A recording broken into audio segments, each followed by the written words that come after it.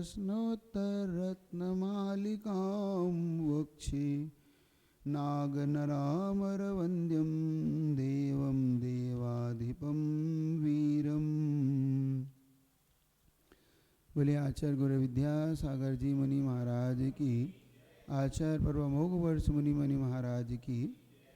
अब उपादेय की चर्चा गुरुचरण के रूप में, हे की चर्चा अकार्य के रूप में, और गुरु की पहचान अधिगत तत्व और हित में जो लगा हुआ है। कल की चर्चा अपनी इतनी रह गई थी कि अगर विदुषाम यानी जो विद्वान है, बुद्धिमान है, अगर शीघ्र अपने संसार की संतति को, मतलब संसार को कम नहीं करता है तो उसकी विद्वत्ता किसी काम की। इसलिए अगर कोई शीघ्र करना चाहता है, शीघ्र करने योग्य कोई कार्य है तो वो है संसार की इस परंपरा का छेदन। संतति मतलब परंपरा, तो वो कैसे छिदती है? जो मुख्य एक बात सीधी सीधी से पहले भी कही कि जो कारण है, कारण को हटा दोगे तो अपने आप कार्य की सिद्धि हो जाएगी, और कारण नहीं हटा तो कार्य की सिद्धि कभी नहीं होगी। जैसे भाई पानी गर्म हो रहा है, किसके संपर्क से? अग्नि के संपर्क से। तो अग्नि का संपर्क हटा दो या पानी अग्नि से अलग कर लो, दो कार्य आप करते। पहला आप कार्य करते या तो अग्नि को बुझा देते, नहीं हटा पा रहे हैं तो आप पानी की उस बर्तन को उठा के अलग रख देते तो ठंडा हो जाता है। तो हमारे पास भी दो कार्य है कि संसार की संतति के जो कारण है, राग द्वेष इत्यादि जो भाव है, हम उन निमित्तों से हट जाएं या निमित्त हमसे हट जाएं। निमित्तों को हम अपने आप को निमित्तों से बचा लें जिससे हमारा राग द्वेष ना बढ़े। जैसे कि परिग्रह इत्यादि जो निमित्त है, इनको पाकर भी हमारे अंदर राग द्वेष बढ़ता है। परिवार इत्यादि है, 5 पाप है, व्यसन है ना, परिग्रह इत्यादि है, तो इनको पाकर हमारे अंदर ये संसार बढ़ता है।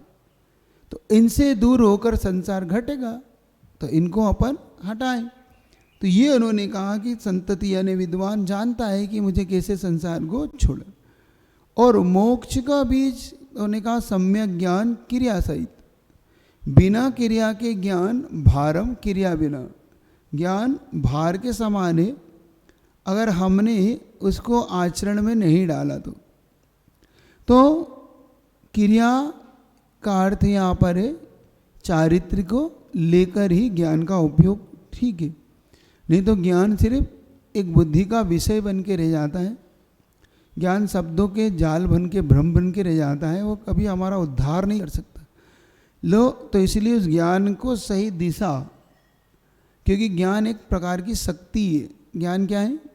शक्ति है। उस शक्ति को हमें सही दिशा देना होगी। अगर उस शक्ति का हम उपयोग नहीं करना जानते हैं तो हमारा ज्ञान का उपयोग किसी काम।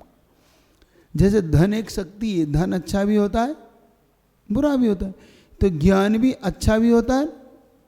अगर हम उसका सदुपयोग कर लेंगे तो हमारे लिए सही दिशा, अगर हम ज्ञान का उपयोग करना नहीं जानते तो हमें तो ये। अब पांचवा पढ़ लेते, ये भी अच्छे भाव को लेकर। किम पत्यदनम धर्मा का सुचिरी यस्य मानसम शुद्धम। पढ़िए।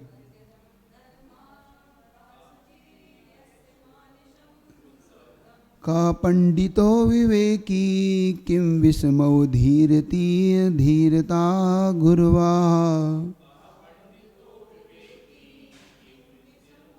किम विस्मौ धीरता गुरुवा। मार्ग में भोजन क्या है? जैसे पथ्य का अर्थ होता है कलेवा बोलते हैं ना, कलेवा तो पाथे बोलते ना, तो पथि यानी मार्ग, अदनम यानी भोजन। तो मार्ग में पथि यानी पातक हमारे भोजन क्या है? धर्म ही संसार में पाथे यानी कलेवा है, भोजन है, नाश्ता है। धर्म हमारे लिए कलेवा नाश्ता क्यों है? क्यों? इस बात को समझो। जैसे हम कहीं बाहर जाते हैं कहीं भी, तो हम सबसे पहले अपने साथ कुछ ले जाते हैं। क्या ले जाते हैं आप लोग अपने साथ? नाश्ता। क्योंकि आपको पता है कि भाई लंबा सफ़र है, अब शिखर जी जाना है तो 2 दिन में पहुंच पाएंगे, तो 2 दिन के लिए कुछ ना कुछ रास्ते में लेके चलो। बुद्धिमान के लिए ये तो हो गई 2 दिन की बात, लेकिन जो सम्यक ज्ञान, बुद्धि ज्ञान और अपने आगे के भविष्य को जानना चाहता है, सुरक्षित रखना चाहता है, तो अपने साथ एक चीज ले जाता है, वो है धर्म। हमारे लिए धर्म ही एक ऐसी वस्तु है जो हमारी शरण है हमारे लिए, और वही है जो हमारे मार्ग का पाथे यानी भोजन है। जैसे भोजन के बिना हम दिक्कत में आ सकते हैं, हमारा दिन रात मुश्किल पड़ सकता है, पड़ता है ना। कभी कभी आप उलझ जाते हैं, आप ले जाना भूल जाते हैं, तो फिर आपको मार्ग में बहुत तकलीफ उठाना पड़ती, भूखे रहना पड़ता है, कष्ट के साथ आपका दिन कटता है। ऐसे ही जो व्यक्ति धर्म को भुला देता है, धर्म की राह छोड़ देता है, वो भी जीवन में आने वाले जीवन में कष्ट उठाता है। धर्म कैसे काम करता है अपने जीवन में, वो दिखाई भले ही ना दे, लेकिन हमारे जीवन को व्यवस्थित करता है। ये धर्म का अपना एक बहुत बड़ा नेचर है। धर्म के 2 नेचर है। पहला नेचर है वो इस जीवन को संभालना, और दूसरा नेचर है आगे भविष्य में अनंत सुख को प्रदान करना। मतलब ऐसा नहीं कि धर्म का एक ही नेचर है क्योंकि ऐसा उन्होंने जब प्रश्न किया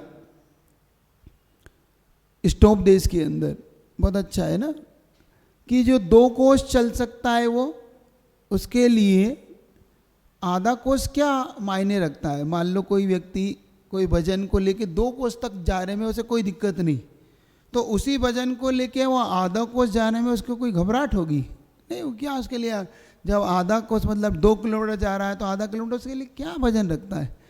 ऐसे उन्होंने कहा जो धर्म मोक्ष देता है उसके लिए स्वर्ग सुख क्या है। देखना, जो धर्म अपने लिए क्या दे रहा है, मुक्ति दे रहा है, वो हमारे लिए स्वर्ग सुख उसके लिए क्या मायने रखता है। कोई मायने उसके लिए कोई मायने नहीं है स्वर्ग सुख का। उसके लिए तो ऐसा है कि सरल और सहज है। यहाँ पर यही कह रहे हैं कि अगर धर्म हमारे पास है तो हम जंगल में भी चले जाएं तो मंगल है, बस धर्म हमारे साथ रहे। और अगर धर्म नहीं है तो आप महलों में रहकर भी कुछ नहीं है आपके पास। ये मान के चलना, क्योंकि धर्म हमारे साथ अपनी वस्तु को स्थायी करता है, हमारे सुख को हमेशा के लिए स्थापित करता है। वो हमारे लिए वो अनंत सुख को देने वाला है। इसलिए संसार सुख उसके लिए कोई बड़ी चीज नहीं है, उसके लिए तो तुच्छ वस्तु है ये। वो इतनी बड़ा दे रहा है कि तुम्हें अनंत काल के लिए सुख दे सकता है। तो यहाँ पर ये धर्म सबसे बड़ी चीज है। बस इसमें विश्वास हो जाए हमारे अंदर से, क्योंकि 2 चीज उसके अंदर अपने समझे ना, ईलोक और परलोक 2 होते ना। तो धर्म हमारे ईलोक को कैसे उतारता है और हमारे परलोक को कैसे उतारता है। तो अब प्रश्न ये उठता है कि परलोक तो हमने देखा नहीं, अब इस लोक को कैसे सुधारता है, ये हमें समझना है। अगर हमें इस लोक समझ में आ गया तो ये भी तय है कि परलोक हमारा सुधरा है, इससे अपने आप पकड़ में आएगा। क्योंकि जो इसको सुधार रहा है वंतमान को, भविष्य तो कोई बड़ी चीज है ही नहीं, है ना। तो आप सबसे पहले अपन ये समझ ले कि हमारा धर्म हमें इस परलोक को सुधारेगा। जब सुधारेगा इस लोक को कैसे हमें व्यवस्थित कर देता है। मान लो हमारे साथ धर्म, हमारा धर्ममय जीवन है ना। धर्म के साथ हम रहते हैं। धर्म का मतलब क्या होता है? धर्म का मतलब होता है अच्छे कार्य, अच्छी चीज़ें जो हमारे जीवन को उठाती हैं और दूसरे के जीवन को भी व्यवस्थित करती। बस धर्म को इतना जरूर समझ ले कि हम पूजन है, अभिषेक, इसको ही धर्म ना माने। एक हमारे दिमाग में यही हो गया, हमने पूजन कर ली सो अपन ने अभिषेक कर लिया तो, और मान लो इस बीच में मान लो कोई ऐसी बात आ जाए किसी की सेवा या उसका, तो अपन कहते हैं अरे हमारा तो धर्म ही छूट गया। देखो हमारी कितनी बड़ी भूल हो जाती। मानव भी तो एक धर्म है, मानव सेवा भी तो एक धर्म है। हाँ, ये बात जरूर है कि जहाँ जिसकी प्रायोरिटी है, जहाँ जिसकी मुख्यता है, उसको गौण नहीं करेंगे हम, क्योंकि कुछ लोग एकांत से ही उसको भी धर्म मानेंगे, तो वो भी एकांत नहीं मानना है। कुछ लोग सिर्फ सेवा को ही धर्म मानने लग गए, कुछ लोग किसी के लिए भोजन कराने को धर्म मानने लग गए, कुछ लोग वृद्धों का आश्रम खोल के धर्म मानने लिए। इतना ही धर्म नहीं है, हमें पहले ये सोचना पड़ेगा, धर्म वो होना चाहिए जो 100 और पर के कल्याण में कारक हो, है ना। तो सेवा करने से सिर्फ इतना सा हो रहा है कि इस लोक की और स्वर्ग सुख की व्यवस्था बन रही है, लेकिन धर्म वो होना चाहिए जो हमारे संसार से भी ऊपर हमें उठा के ले जाए, वो धर्म है। एक बात धर्म की परिभाषा समझना, ये तो सिर्फ साता वेदनी के बंद के कारण होते, भूत अनुकंपा, है ना, दान, योग शांति, ये सब सोचम इति, ये सब सयाग संयम, ये सब साता वेदनी के कारण है। अब हमें धर्म वो चाहिए जो हमें इस लोक और परलोक दोनों को सुधारे। समझ रहे हो कि नहीं? तो धर्म समझ आ रहा है आपको? किसी ने बहुत अच्छी एक घटना बताई कि एक व्यक्ति बहुत अरबपति करोड़पति रहा, जीवन में बहुत अच्छे उसके साथ रहे, दिन रहे,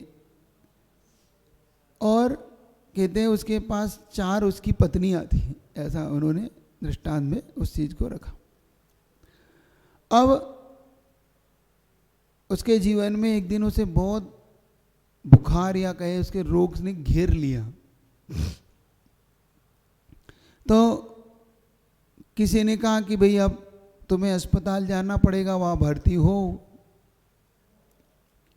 अब चूंकि वहाँ पे तो कोई सुविधा है नहीं, सुविधाओं की कमी है, तो अब कौन रहेगा साथ में? तो उसने भाई सबसे पहले अपनी पहली पत्नी से पूछा, जिसको सबसे ज़्यादा वो चाहता था। उसने कहा तुम मेरे साथ रहोगी, क्योंकि मेरा देखो स्वास्थ्य खराब रहता है, अब तुम्हें सेवा में रहना होगा। उसने कहा नहीं, मेरे पास समय नहीं है, आपकी सेवा के पास लिए मेरे पास समय नहीं, मेरे पास कहाँ, मैं वहाँ कहाँ सजूंगी धजूंगी, कहाँ मेरे ये सब कहाँ चीज़ मिलेगी मुझे, तो मैं परेशान नहीं होती, मैं आपके साथ वहाँ नहीं जाती, आप तो यहीं को हो तो बताओ। जिस पे उसे सबसे ज़्यादा प्रेम था, जिसको सबसे ज़्यादा चाहता था, उसने स्पष्ट मना। दूसरी पत्नी के पास कि भाई चलो कम से कम ये नहीं चलेगी तो कोई दूसरी तो कम से कम चले। दूसरे पास गई तो कहा देखो मैं चलती आपके साथ, लेकिन मेरी कुछ मजबूरी भी है, लेकिन अब जा नहीं सकती मैं आपके साथ। हाँ आप कहो तो मैं आपकी व्यवस्था बनवा देती हूँ, बुलवा देती हूँ किसी को आपको ले जाए। उसने कहा वो क्या बड़ी बात है, मैं खुद ही बना लूँ। तीसरी पत्नी जिसको वो कम चाहता था, वो और कम चाहता से कहा, तो कहा ठीक है मैं चल तो सकती हूँ, लेकिन अस्पताल तक छोड़ सकती हूँ, आपके वहाँ रह नहीं सकती आपके साथ। अब जो जिनको चाहता था वो सब ने हाथ खड़े कर दिया, अब जिसको चौथी को चाहता ही नहीं था तो उससे तो कोई उम्मीद बेकार ही थी कि अब जब जिनको चाहते वो नहीं चाह रही है तो ये तो क्या जाएंगी। लेकिन संयोग से वो बिल्कुल हताश होकर अस्पताल जाने की तैयारी कर ही रहा था।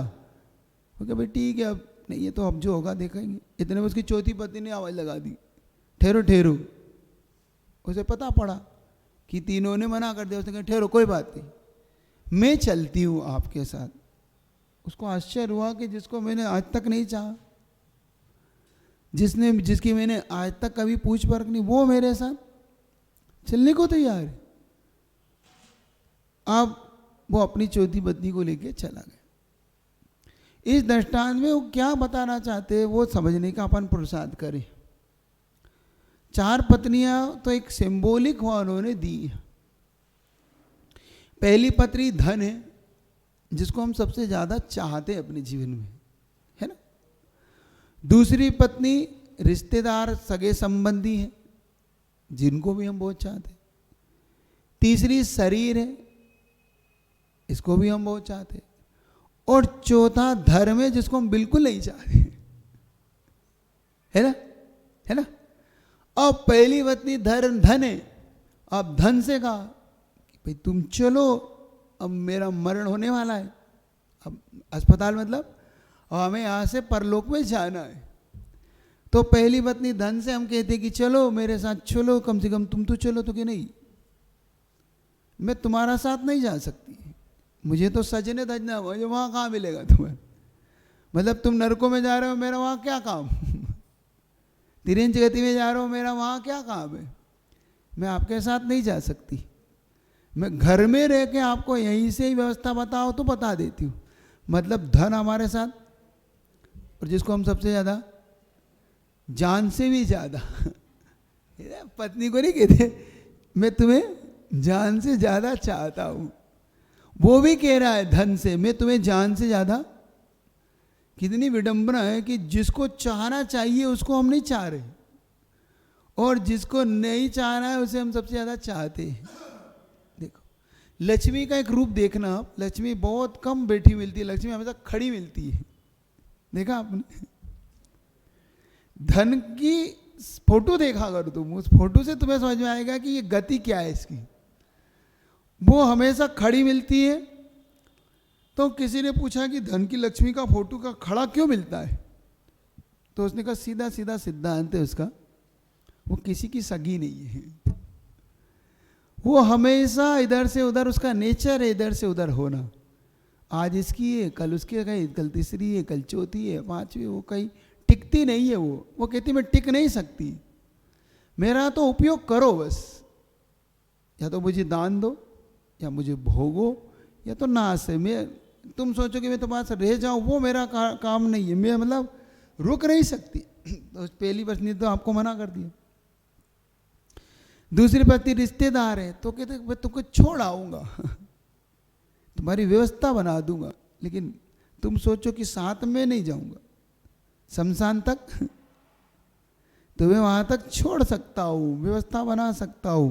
जैसे स्त्रियां होती है ना, पत्नियां, महिला वर्ग कहाँ तक छोड़ता है, महिला जाए पेट मरघट तक, अपने अपने सुख को रोए पिता पुत्र दारा। देखो विडंबना कितनी है मैं बहुत बार इस बात को बोलता हूँ, आप भी विचार करना ये कितना सच है कि कितना वो है। अधिकतम जब कोई व्यक्ति चला जाता है तो आप सुनना वहां व्यक्ति क्या कहता है, सुना करो, क्योंकि ये चीजें हमें वैराग्य देती है, हमारे अंदर को कुछ भावना प्रकट करती है। भले आप भी हो जो किसी का नेचर हो, वो व्यक्ति चला गया, उसके सामने एक ही बात कहता मेरा क्या होगा, अब मेरा कहते हैं कि नहीं कहते, पाए जाते हैं ना। कोई ये नहीं कहता कि तेरा क्या हुआ कोई ये कहता इसका क्या हुआ, गया तो वो है, तुम नहीं गए हो, गया तो वो है कि अब ये सोचो कि इसका क्या हुआ, बेचारे का जिंदगी भर हमारे लिए इसने पाप कमाए, जिंदगी भर इसने 13 करी, लोगों से झूठ सच जो बनबड़ा सब करा इसने, हे भगवान इसका क्या हुआ। हम क्या कह रहे मेरा क्या होगा, अब तुम्हारा तो कुछ नहीं हुआ, हुआ तो उसका है, हुआ तो उसका है, वो भोगने गया है जहां गया है, तुम तो अभी हो, तुम्हें कुछ नहीं हुआ, तुम तो अभी हो, तुम्हारे लिए तो आगे का रास्ता खुला है, इसका सोचो। समझ रहे हो कि नहीं, कभी विचार किया करो। मुझे बड़ी दया आती है कि देखो कितने गड़बड़ है इसके नहीं सोच रहे कि इसका क्या हो, कितना है अपने अपने सुख को रोए, सब अपने अपने सुख को रो रहे।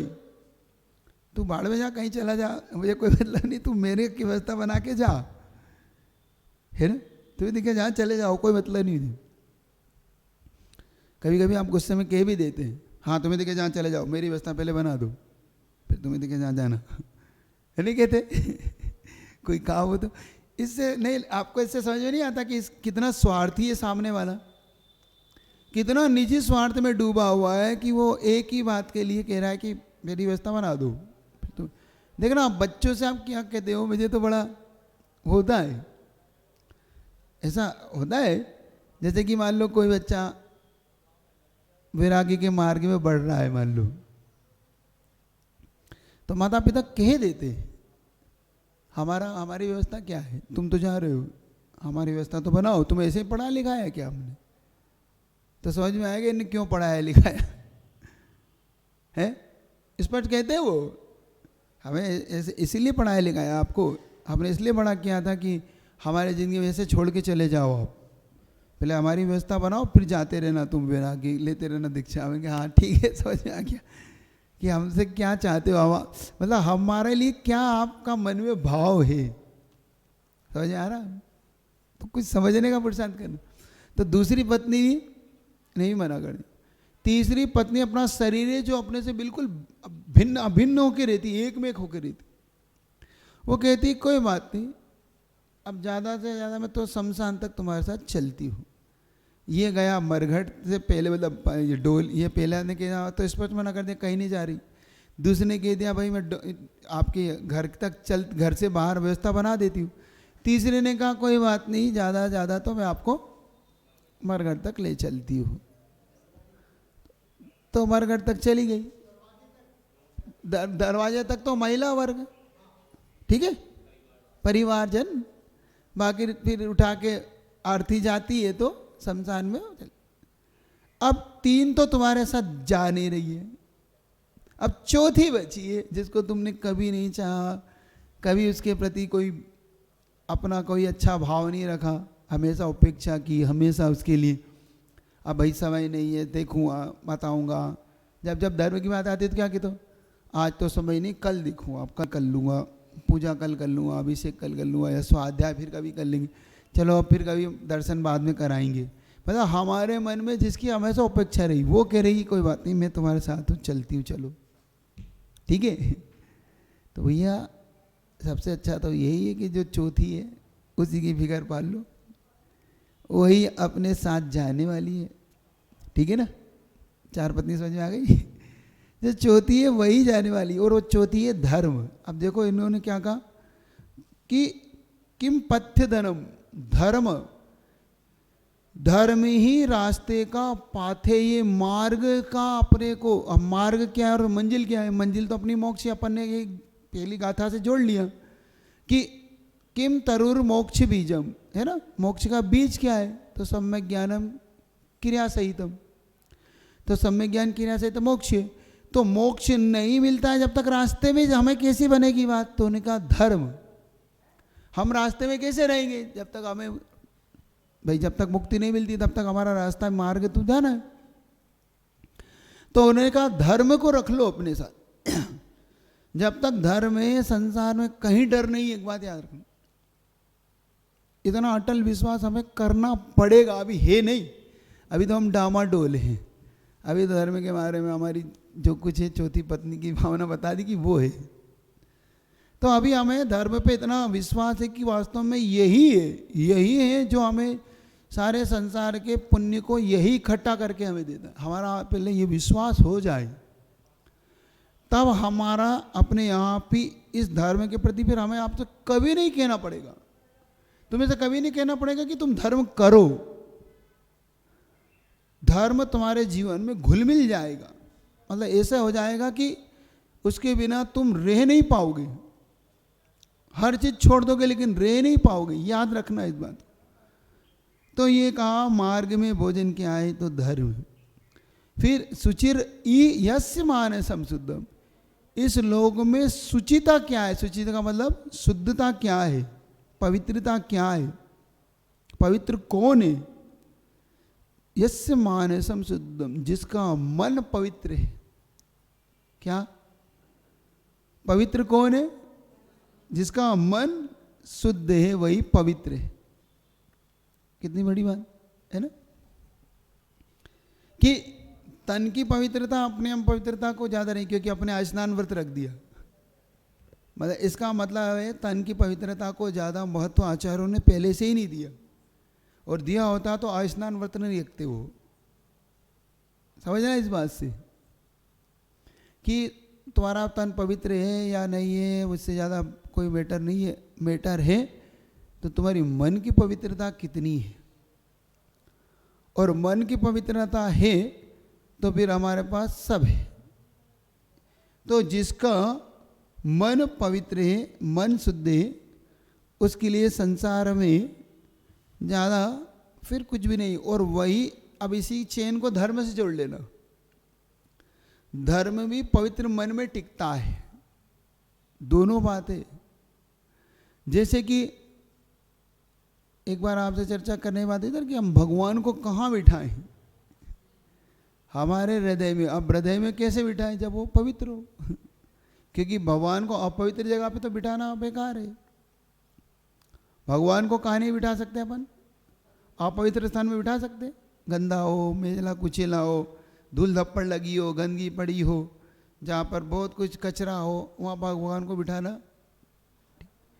तो धर्म भी तो वही कह रहा है कि अगर मन अपवित्र है तो धर्म कैसे बैठेगा, आप उस जगह पे बिठाओगे कैसे। और मन अगर पवित्र रहेगा तो आप धर्म में कहीं भी नहीं बैठेगा आपके यहाँ। तो पहले मन पवित्र करो। यही तो कह रहे हैं कि भैया अहंकार इत्यादि जो भाव है, अपने राग देश के परिणाम है, किसी के प्रति बुरे भाव है, किसी की निंदा के भाव है, किसी की इस प्रकार की अपवित्र भावना है, तो वो सब इन भावनाओं में कभी धर्म नहीं बैठेगा, दोनों में से। तो ये कह रहे हैं कि सबसे पहले अपने इन भावों को पवित्र बना लो, तो धर्म भी अपने आप चला आएगा। अपवित्र स्थान में मत बिठाओ इसको। तो मन की पवित्रता, पवित्र मन रखो। आप गाते हैं ना, एक भजन नहीं गाते, पवित्र तन रखो, पवित्रता मनुष्यता की शान है, जो तन मन से पवित्र है वही इस धरती पे भगवान है। ऐसा है ना, आपका नहीं है भजन। ऐसा हमने सुना था कि जिसका मन पवित्र है वो इस धरती पर भगवान है। जैसे पूज्य गुरुदेव के मन इतना पवित्र है कि अपने आप ही अपन सबका मन उनकी तरफ आकर्षित होता है, अपने आप ही उनके प्रति हम लोग समर्पित होते, क्योंकि उनके मन में किसी के पवित्र किसी भी जीव के प्रति बुरा भाव नहीं है। पवित्र मन से क्या लेना कि बुरे भाव, अहित के भाव, किसी के अकल्याण के भाव, किसी के प्रति राग देश का भाव वो है नहीं। अपने आप वो माध्यस्थ भाव में रहते हैं, और कल्याण की बात हो तो होती है, बाकी नहीं तो उसके अपने आप ही दूर से। तो जब उनके मन में इतनी पवित्रता है, इसलिए सारे संसार के जीव उनके चरणों में झुकते हैं, इसीलिए अपन लोग सब उनके प्रति समर्पित होते हैं, क्योंकि बिना पवित्र मन के अपन लोग उनके प्रति समर्पित हो नहीं सकते थे। ये बिल्कुल फैक्ट बता रहा हूँ। और अपन नहीं, जैन अजैन तिर्यंच सब उनके प्रति समर्पित है। देखो अजैन को क्या लेना देना था, चलो अपन जैन है, हमारे गुरु हैं, इसलिए हम उनकी भक्ति करते हैं, उनके प्रति अपन समर्पित रखते। अजैन का क्या लेना देना, और मुस्लिम का क्या लेना देना है, पंजाबियों का क्या लेना देना। लेकिन वो भी गुरुदेव के प्रति अपना अच्छा भाव रखते हैं, वो भी उनको देख के उनके चरणों में झुकते हैं, उनके चरणों की रज को लेते। कितनी बड़ी बात। जब इंदौर में भी एक चला था ना वीडियो कि इंदौर में वो मुस्लिम संप्रदाय के लोग जब उनके चरणों को धो रहे हैं बड़ी पवित्रता से, नहीं तो ये संप्रदाय कभी झुकने का कोई वो रोल नहीं है वहाँ पे, वो भी चरणों को झुक रहे हैं।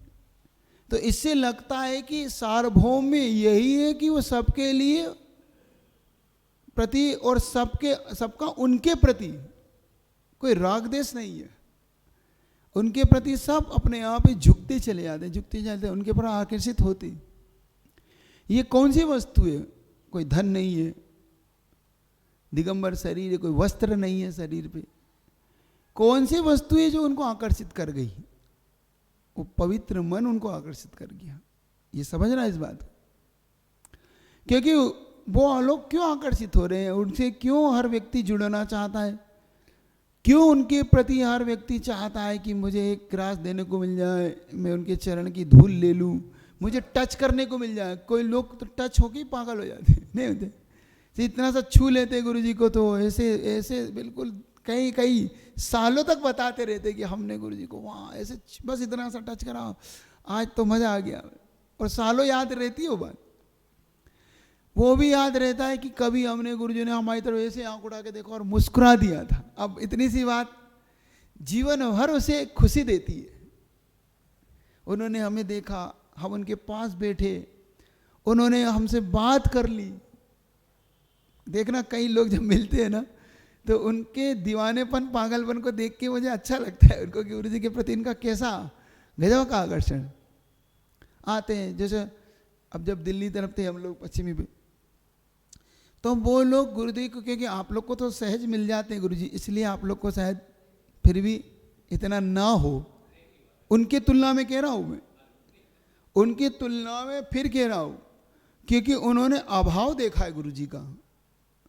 मैंने उनका दीवानापन देखा, इसलिए कह रहा हूँ तुमसे कि जब वो, जैसे हमने उनको यहाँ प्रेरणा देके कहा जाओ गुरुजी के दर्शन करो, तो जब वो यहाँ से सिर्फ गुरुजी को कुछ नहीं मिला उन्हें, मान लो गुरुजी ने उन्हें इतना भी कह दिया, अच्छा महाराज जी, महाराज ने नमोस्तु किया है आपके लिए, उन्होंने ऐसा भी कह दिया, हाँ महाराज जी हमारे लिए, हाँ हाँ तुम्हारे लिए, ऐसे नाच रहे थे वो, ऐसे ऐसे वहाँ झूम रहे थे वो लोग आके, हो जैसे उन्होंने त्यौहार मनाया हो। मैं बता रहा हूँ वो त्यौहार, मतलब जितने दिन हम रहे उन्होंने रोज हमें एक वही रोज सुनाया वो, भाई एक दिन सुन लिया तुम्हारी, वो रोज। अच्छा महाराज जी मैं बता नहीं पा रहा आपको, मैं बता नहीं पा रहा आपको, हाँ क्या हम समझ रहे हैं तुम्हारी बात। गुरुजी ने जब देखा हमें और हमने गुरुजी को पहली बार देखा तो ऐसा लगा कि बिल्कुल भगवान है। बस गुरुजी ने हमारी तरफ मुस्कुरा दिया, बस हम तो महाराज हम सब भूल गए, मतलब ऐसा दीवानापन देखा मैंने। इसलिए कह रहा हूँ कि वो उनकी उस समय की भक्ति तुमसे बढ़ के, वो कुछ नहीं, सिर्फ हमें जो चाहे ले लो हमसे, बस एक गिलास दिला दो हमें। ये मैंने देखा उनको, तुम लोग के अभी मन में ये बात नहीं आ पाएगी, क्योंकि तुम्हें तो सहज मिल जाता है, यहाँ नहीं यार वहाँ दे लेंगे, वहाँ नहीं यार देंगे, दो बार कर लेंगे, कभी दे लेंगे। उनसे पूछो, जब वो महाराज वो चूक गया, वो ऐसे बताते थे कि महाराज घुस तो गया लेकिन वह मुझे फिर बाहर कर दिया, मैं चुक गया, वह महाराज चुक गया। वे हमने कहा देखो कैसा। अभी कुंडलपुर में थे हम लोग भी साथ में थे, तो वो लोग आ गए कि महाराज अब आप साथ में हो तो कम से कम हमें लिए। तो उस समय गुरुजी के साथ ऐसे हार के पास जाने का अवसर मिल गया। तो संयोग की बात थी कि 2-3 व्यक्तियों को उधर हारदाने को देने को मिल गया। वो इसलिए कि भाई बड़े महाराज हम लोग पहुँचे थे बड़, तो पूज्य योग साई माने का कोई बात नहीं, इतनी दूर से ये लोग आए तो एक एक गिलास इनको दे ले दो। तो 1-2 व्यक्ति घुस गए, अब तीसरा चौथा व्यक्ति वो घुसा होगा और पीले वस्त्र पहना था, तो एक महाराज चलो पीले वस्त्र में नहीं देना। अब वो तो घबरा के निकल गया। वो इतना रोया, इतना मेरे पास तड़पा, वो उसकी तड़पन में देख रहा था। ऐसा महाराज मैं तो बहुत पापी हूँ, मैं तो बहुत ही आज तो मैं बस भगवान के पास पहुँच गया था, बस मैं एक गिलास देने ही वाला था महाराज, बस क्या करूँ, मेरे कपड़ों की मेरी बुद्धि नहीं चली, मैंने कैसा बुद्धि वैसा, मतलब अपने आप को इतना वो कोस रहा था वो। तब मुझे लगा कि देखो इसका कितना पवित्र भाव है इसका। वो चले गए बात में वो, लेकिन तब लगता है कि ऐसे पवित्र मन वाले के प्रति समर्पित ऐसा होता है लोगों का कि उनके मन में कोई नहीं है ना किसी के प्रति, बस हाँ ठीक है, मतलब थोड़ी देर के लिए कुछ अगर कह भी दे तो भी उनके मन में कुछ नहीं है, वो वैसे ही है जैसे पहले थे।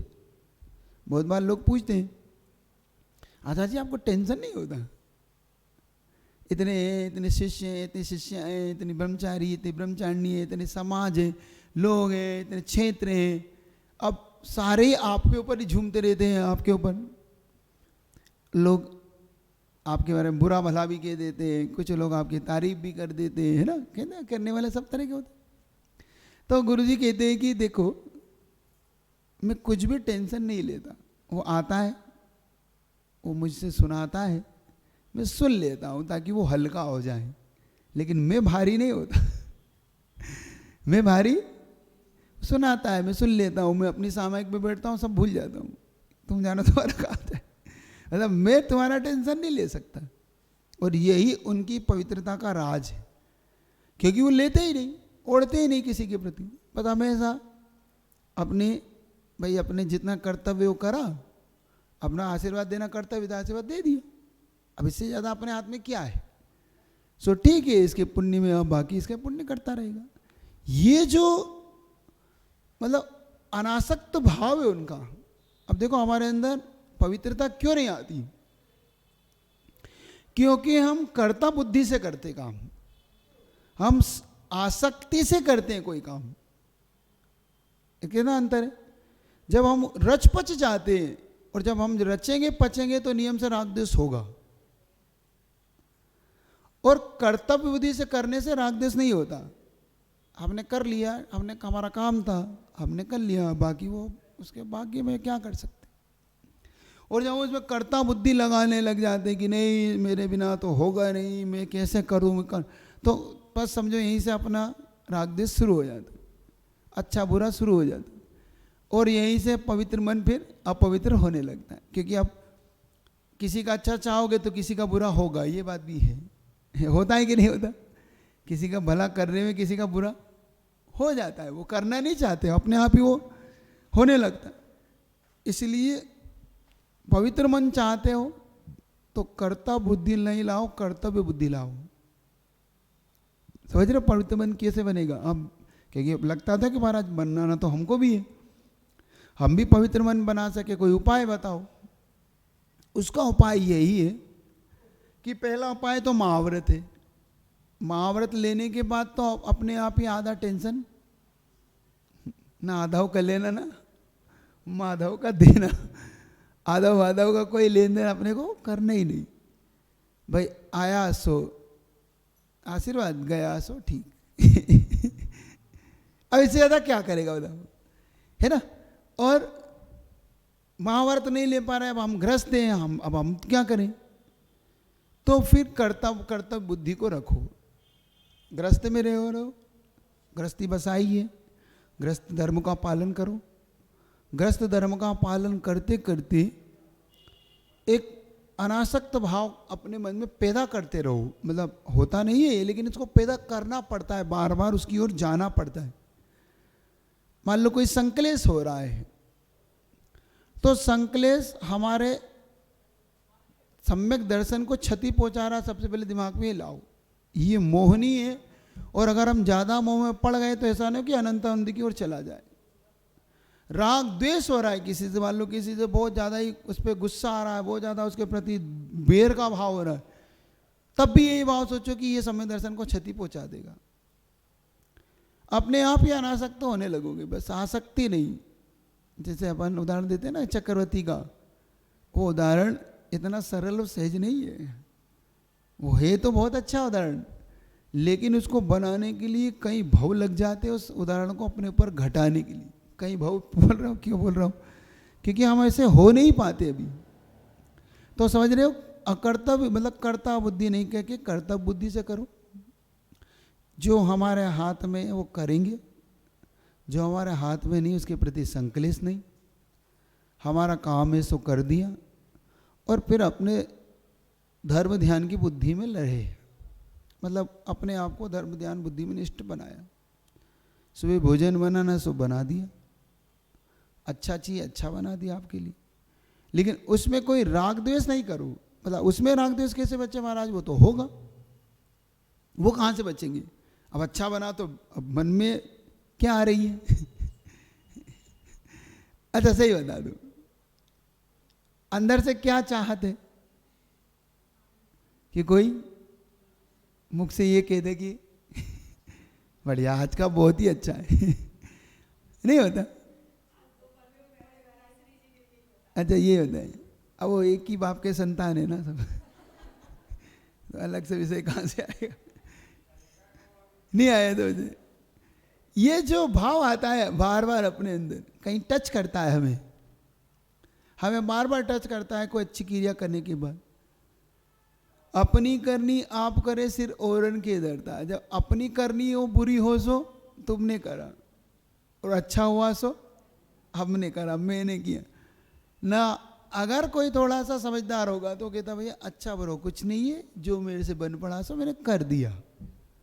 अब बुरा हुआ है उसके लिए क्षमा चाहता हूँ, अच्छा हुआ आपके पुण्य से हुआ।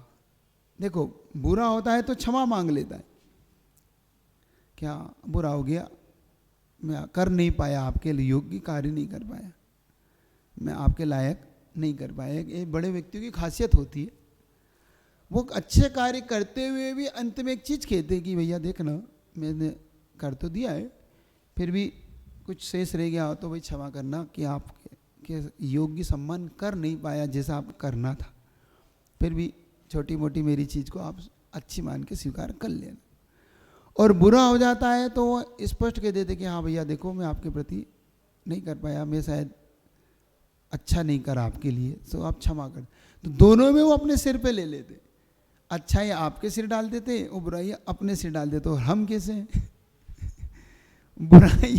बुराइयाँ तो उसके सिर पे डाल देते और अच्छाई के लिए अपन गर्दन आगे कर दे कि माला हमें पहनाओ। ये पवित्र मन नहीं है अपना, ये पवित्र मन हो नहीं सकता। अगर हम इस गाथा को देख के अपने आप को चाहते हैं कि कौन संसार में बड़ा है, कौन संसार में अच्छा है, तो ध्यान रखना जिसका मन शुद्ध है, पवित्र है, वही पवित्र है, वही अच्छा है इस संसार। करना कोशिश जितनी मन सके करो, अच्छा इसीलिए पढ़ रहे हैं इस गाथा को ने। अब तीसरा प्रश्न का, को पंडितो, कौन पंडित है,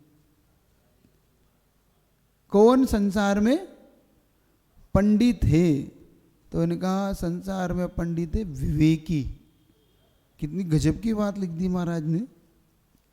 उन्हें कोई तुम सटखंडम के ज्ञाता हो, तुम कसाई पहाड़ के ज्ञाता हो, तुम जीव कांड के ज्ञाता हो, तुम किसी के ज्ञाता हो चाहे नहीं हो, हमें उससे कोई पंडित नहीं चाहिए। हमें मेरी निगाह में कोई पंडित है, मेरी निगाह मतलब राजश्री अमोघ वर्ष की निगाह में अगर कोई पंडित है जो विवेकी है।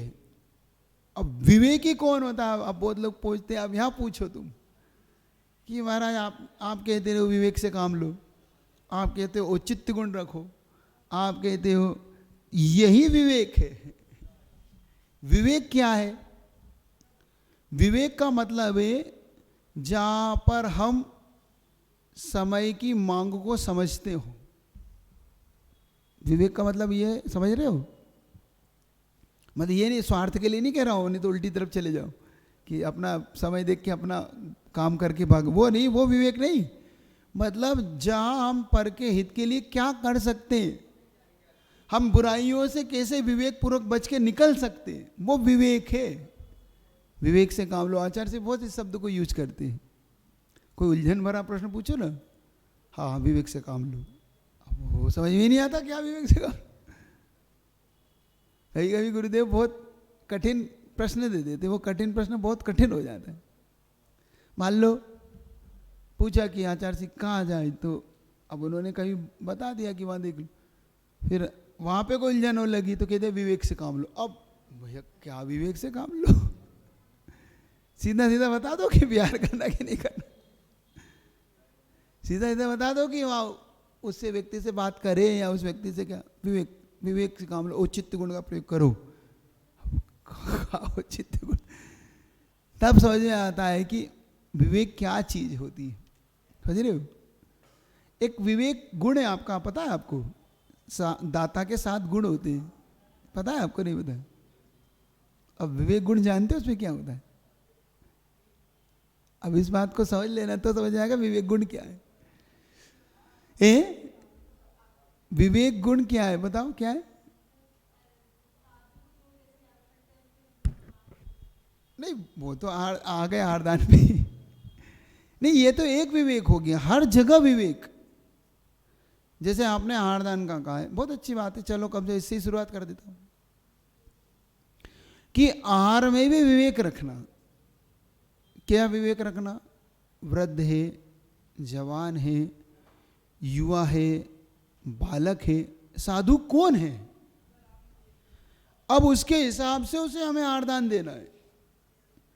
अब ऋतु कौन सी है? गर्मी है, ठंड है, बरसात है, संधि काल है, चातुर्मास काल है, कि इस समय दिवाली का काल है, तो हमें इस समय क्या देना है इनको? इनकी प्रकृति कैसी, इस प्रकृति क्या, इनकी प्रकृति कैसी उसको देख के देना। इनके मन को इनके साधना के लिए क्या अनुकूल है, जिससे इनकी साधना, अब मान लो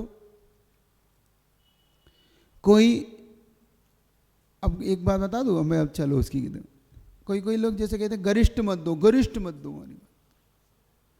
महाराज के लिए गरिष्ठ ठीक नहीं है, आया ना गरिष्ठ के लिए निषेध आया ना, लेकिन किनको नहीं देना और किनको देना ये देखना। अब जो तपस्वी हैं, महान साधक है, उनके लिए तो गरिष्ठ ही देना है अपने को, क्योंकि वो साधना कैसे करेंगे।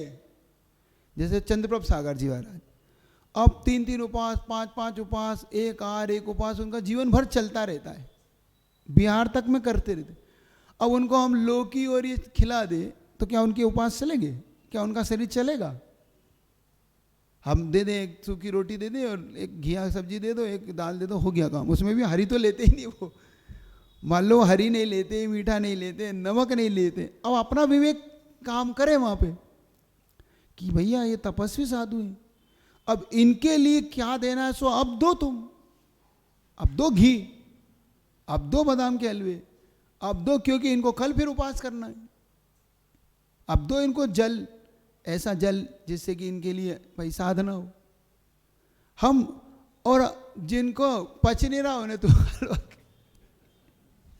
उन्हें दो हलवा, तो उन्हें तो भैया अब जिनके लिए भाई ठीक है भाई रोज ही आहार कर रही, तो उनके लिए भी दो, मना नहीं कर रहा मैं, ये कहते दो तुम उनके, लेकिन कम से कम उनको देख के दो। मान लो बिल्कुल युवा है एकदम, अभी 20 साल 22 साल की उम्र, तो उनके लिए आहारदान ऐसा दो ताकि इनकी साधना, इनका शरीर बना रहे।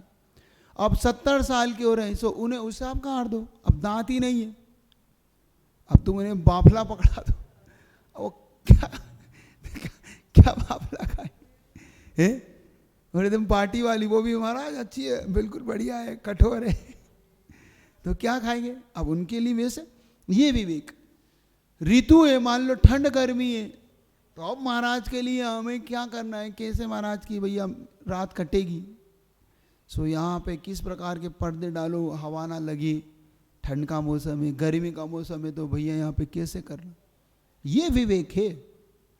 ऐसे परिवार में विवेक रखता है कि ये बड़े हैं तो कैसा, और छोटे हैं तो उनसे कैसा व्यवहार करना, क्योंकि यहाँ पे इन्होंने ऐसी चीज नहीं खोली। ये बहुत अच्छा शास्त्र है, इसमें लौकिक पारलौकिक दोनों भाव निकलते हैं। ये एक ऐसा शास्त्र है जो जिस दृष्टि से अपन पढ़ेंगे बस वैसा ही हमें दे देगा। ये इसमें धर्म की कहीं वो चर्चा नहीं है अपने लिए कि कोई इसमें कोई प्रकृति हो, 148 प्रकृति हो, कोई वो हो, अध्यात्म हो, कुछ नहीं। बस अपन से अध्यात्म भी निकालेंगे, हम लौकिक जीवन कैसे जिए तो इससे लौकिक जीवन भी निकलेगा अपना, कि हम लौकिक सुक्तियों को निकाल सकते हैं। अब विवेक हर जगह काम आता है। अब लौकिक जीवन में विवेक का कितना बड़ा आपके लिए मार्गदर्शक है विवेक, उसकी उपयोगिता कितनी ज़्यादा है इस विवेक की, कि अगर लौकिक जीवन में विवेक नहीं हो तो तुम्हारे संबंध नहीं टिक सकते। सत्य है लेकिन नहीं बताना इनको, विवेक रखो, हर जगह थोड़ी सत्य बताया जाना है। मान लो कोई घटना घटी है तो उन्हें नहीं बताना है, क्यों? क्योंकि उन्हें अभी हार्ट फेल हो जाएगा, उनसे छुपाओ, उन्हें नहीं बताओ, नहीं असत्य हो जाएगा, चुप रहो, विवेक से काम लो यहाँ पर, है ना, ये विवेक कहलाता है। और जिनको बताना है वहाँ बताता भी है कि नहीं ये बात ऐसी ऐसी है, सबको नहीं बताता, वो सबके लिए एक जैसा उपदेश नहीं है संसार में। कितनी बड़ी बात, जैसे गुरु होती तो गुरु हर जगह हर किसी को हर कोई बात नहीं बताते, वो हर किसी के लिए हर कार्य की आशीर्वाद नहीं देते कि हाँ बता देंगे कैसे क्या करना है, और किसी एक को बुला के इधर आओ ऐसे कर लेना। अपन देखते रहते हमें क्यों नहीं बताया, उन्हें ही क्यों बताया, तो वो उनका अपना विवेक है कि किससे क्या करवाना। समझ रहे हो कि नहीं बात? तो यहाँ विवेक शब्द का बहुत बड़ा अर्थ निकलना, इसको हल्का में नहीं लेना। तो पंडित कौन है? विवेक को हित अहित को जानता हो, अपने ज्ञान का उपयोग उचित जगह पे करना जानता हो, अपने सही अर्थ को निकालना जानता हो, सही उपयोगिता को जानता हो। और जैसे हंस का उदाहरण दिया कि हंस जैसे स्वपर विवेकी होता है, जल जल छोड़ देता है और पानी पानी को छोड़ देता है और दूध दूध बस विवेकी यही होता है कि अच्छी अच्छी को तो ग्रहण कर लेता है और बुरे बुरे को छोड़ देता है, इस प्रकार से। अब अगली बार देख ले, आज तो हो गए 3 दिन आपके ना, आज 7 बज गई, इधर रख लूँ। कल बाकी इसमें संसार में विष क्या है तो कल देख लेंगे, बहुत अच्छा है इसमें, गुरुओं का तिरस्कार, गुरुओं का अपमान, वो फिर कभी देख लेंगे क्या होता है गुरु का अपमान, क्या होता है गुरु के लिए। ठीक है, भजन कर लेते हैं। हाँ ठीक है, 2 मिनट अपने पास समय है, कर लेते हैं। ठीक, चलिए 11 नंबर पर वही निकाल लेते, गुरु की चर्चा। जो स्वयं मोक्ष पथ पर बढ़े जा रहे, जो स्वयं मोक्ष और भव्यों को भी साथ ले जा रहे, और भव्यों हे निराली डगर मोक्ष का ये सफर है, निराली डगर मोक्ष का ये, क्या हमें गम जो गुरु सा मिला हम सफर, क्या हमें गम जो गुरु सा, जिनकी वाणी में होता जिनकी वाणी में तत्वों का होता जिक्र, जिनकी जिनका मन इतना पावन हो करुणा का घर, जिनका मन इतना पावन, इसलिए भक्त उनके बड़े जा रहे, इसलिए भक्त उनके, जो स्वयं मोक्ष पथ पर बढ़े जा रहे, और भव्यों को भी साथ ले, जो सदाचार संयम का मेरु शिखर, जो सदाचार जिनके चरणों में देवों की रहती बसर, जिनके चरणों वो गुरु मेरा विद्या का सागर महा, वो गुरु जिनके चरणों में झुकता है सारा जहां, जिनके चरणों उनके चरणों में हम भी झुके जा रहे, उनके चरणों जो स्वयं मोक्ष पथ पर बढ़े जा रहे, जो स्वयं आया स्वर्णिम ये अवसर, ये स्वर्णिम दिवस, आया स्वर्णिम ये अवसर, एक राही चला लेके संकल्प बस, एक राह